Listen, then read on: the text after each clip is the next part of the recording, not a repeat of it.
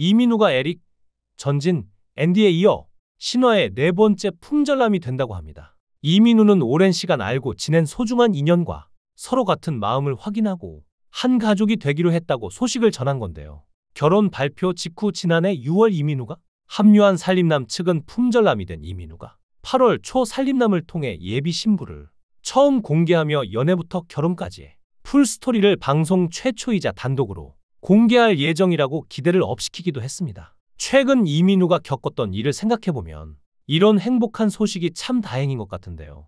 이민우는 사기만이 아니라 가스라이팅도 심하게 당한 상태였습니다. 정신적 지배를 당했던 것인데요. 지금 생각해보면 돈이 목적이었던 것 같고 자신의 돈을 탐내고 계획적으로 접근해 그 사람이 못된 마음을 먹고 이민우가 벌었던 전 재산을 갈취해간 일이 있던 것이죠. 이민우의 전 재산을 갈취한 건 그의 친누나 이영미 씨도 잘 알 정도로 가까운 20년 지기 지인이라고 하는데요. 당시 이민우는 숨고 싶고 힘들었던 시기였습니다. 이민우의 옆에 있던 사람들은 다 곁을 떠나갔는데 그 사람만이 이민우에게 손을 내밀었다고 하죠. 그래서 그 사람이 좋아 보일 수밖에 없었던 건데요. 당시 이민우에게 어떤 일이 있었는가를 생각해보면 이민우가 느꼈던 정신적 고통을 짐작할 수 있는데요.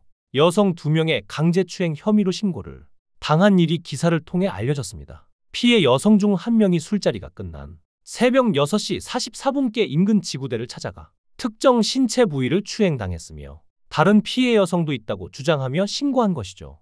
이에 대해 이민우 측은 최근 지인들과 함께 포장마차 술자리에서 일어난 작은 오해로 발생한 해프닝이며 당사자 간 대화를 통해 모든 오해를 풀었다면서 강제추행 자체가 없었음에도 불구하고 강제추행으로 신고한 것에 대해서 신고 자체를 취하하기로 했다고 했죠. 실제로 피해를 주장한 여성은 경찰이 이민우를 소환 조사하기 전에 신고 자체를 취하했는데요. 하지만 경찰 측은 강제추행이 반의사불벌죄에 해당하지 않기 때문에 양측이 합의하여 고소를 취하하여도 수사를 진행해야만 한다고 했죠. 하지만 이런 구설수에 휘말렸기 때문이었을까요? 이민우는 힘든 시간을 보내야만 했습니다. 그리고 6개월이 지나서야 검찰에서 증거 불충분으로 무혐의 처분을 받고 수사가 종결되었는데요. 하지만 이미 성추행 혐의로 기사가 나갔고 CCTV를 증거로 넘겼기 때문에 신화 이민우로서의 이미지 타격은 있었죠. 이럴 때 사기꾼이 등장한 것인데요. 당시 언론 보도가 나오자 오랜 친분이 있던 최 씨가 접근하여 앞으로의 연예계 생활 및 이민우의 아킬레스건인 가족의 안녕을 거론하며 검찰 내부에 인맥이 있으니 무혐의를 받게 해주겠다며 그러려면 고위직 검사에게 줄 돈이 필요하다고 가스라이팅하여 무려 16억 원을 가로챘다고 하는데요. 하지만 이민우는 최 씨의 개입과 무관하게 검찰에서 증거 불충분으로 무혐의 처분을 받았죠. 그러니까 최 씨는 검사들과 친분이 전혀 없고 돈을 검사들에게 전하지도 않은 그저 사기꾼이었다는 것인데요. 또한 이민우가 무혐의를 받자 최 씨가 다시 접근했다고 합니다. 최 씨는 사건 마무리 작업을 하는데 필요한 10일이 지나기 전에 불기소 처분 사실이 알려지면 안 되는데 내가 언론 보도를 막지 못해 차질이 생겼다고 가스라이팅하면서 돈을 더 요구했다고 합니다. 실제로 재판부에서도 최 씨는 피해자 이민우에게 지속적으로 비하하는 발언을 하며 이민우를 심리적으로 지배했고 이민우는 위축된 상태에 있었던 것이 인정된다며 최 씨가 이민우를 가스라이팅했다고 판시했죠. 구체적으로 이민우는 최 씨의 전화를 받을 때 무릎을 꿇고 받았고 자신을 인간 쓰레기, 양아치, 사기꾼, 쓸모없는 인간 등으로 지칭했으며 혼자 있을 때도 최 씨의 말이 환청으로 들리고 최 씨가 꿈에 계속 나왔다고 진술했다며 그럼에도 이민우는 당시 최 씨가 자신을 도와줄 유일한 사람이라 믿고 계속해서 도움을 요청했었다고 하는데요. 그러면서 재판부는 이민우가 최 씨에게 정서적으로 의존하고 있었던 것으로 보인다고 설명했죠. 실제로 이런 상황에 대해서 이민우의 친누나인 이영미 씨가 당시의 상황에 대해 증언하기도 했는데요. 친누나는 이민우의 가스라이팅에 대해 몰랐고 그걸 2년 뒤에야 알았다고 합니다. 최 씨가 누나와도 친하니까 이민우가 새벽에 들어오든 언제 들어오든 좋으니 언제든 연락을 해달라고 했다는데요. 당시 누나는 그 최 씨가 동생을 생각해서 하는 행동인 줄 알고 여기저기 주변 사람 알아보고 계속 그 최 씨랑 통화했다고 합니다. 최 씨도 매일 전화해서 민우 들어왔냐고 했다는데요.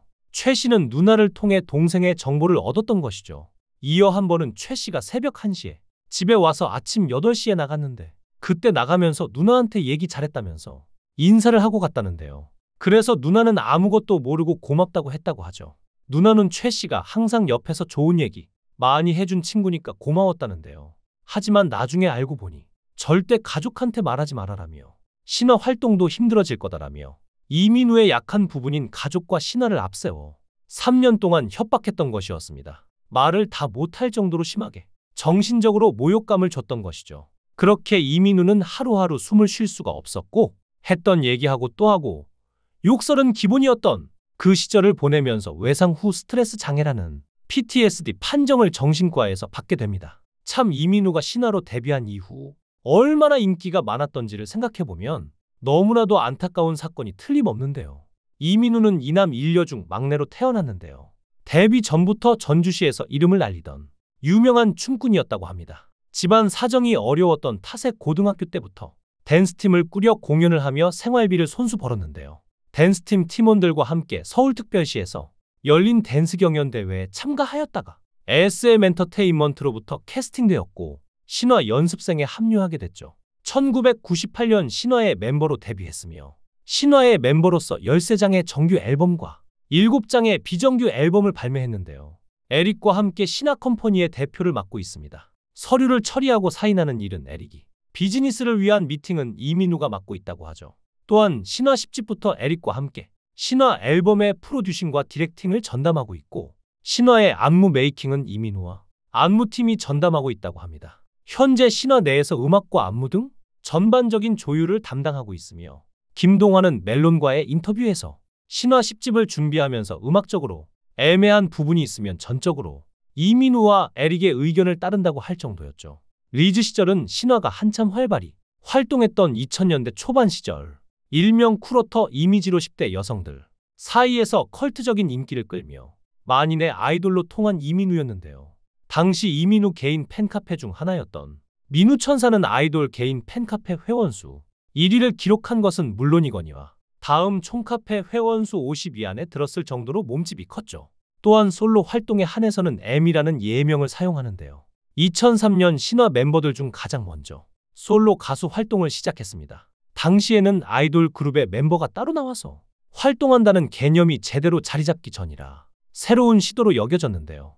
애초에 아이돌이 그룹을 유지한 상태에서 개인 활동으로 빛을 보고 솔로 음반도 내게 된 시초가 신화이며 이민우였습니다. 또한 성격도 외향적이고 매너가 좋고 센스가 있으면서 자기 주관이나 자존심이 강한 성격이라고 하는데요.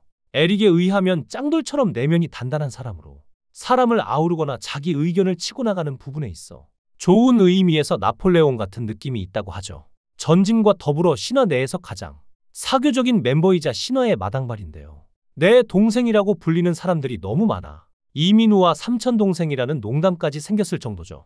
또한 신화 멤버들이 다 그렇지만 이민우 역시 상당한 의리파로 유명하며 정이 정말 많은 사람이라고 하는데요.